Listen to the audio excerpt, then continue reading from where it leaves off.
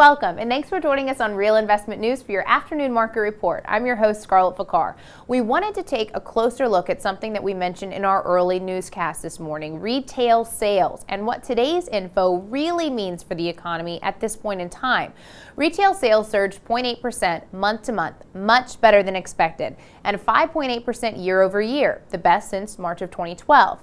Sounds great, but a chunk of the spending is actually on gasoline. It alone accounted for a third of the surge in month-to-month spending. Not something to be super happy about. Building materials, garden equipment, and supplies dealers accounted for another large portion in spending. Again, most likely due to the recent wildfires and continuous flooding repairs taking place over the past few months. I mean, woohoo! I know how us women just love when their paychecks go to gas and home fixtures.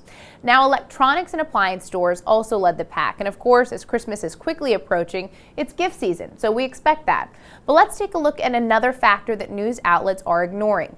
We have more people in the world today than we ever have. So when you see this graph simply showing that retail sales are surging, yay, it's not really factoring in the number of people in the economy today versus last year and the year before and the year before. That's why we want to show you a graph made by Chief Financial Strategist Lance Roberts, which does factor in a growing population. So if you take a look here, get my handy dandy pen ready. We've got a 5% growth trend for labor force here. That's shown in the red line.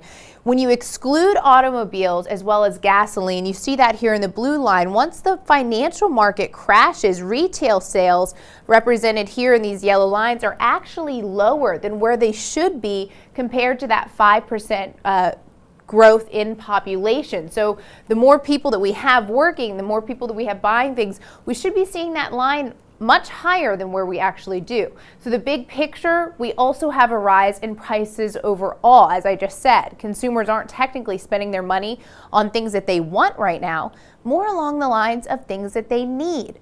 Gas and building materials, for example, as I mentioned, are examples. Numbers show energy costs have risen, also attributing to consumer prices in November.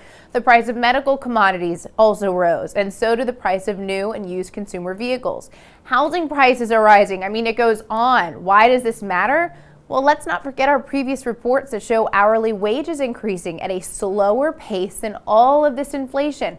Overall, weekly earning increased by less than 1%. We're spending money on things that we don't really want, and we're earning less in the process. Question is, just how long can a trend like this last?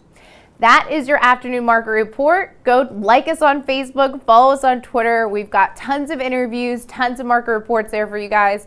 I'm Scarlett Fakar. We'll see you here in just a little bit.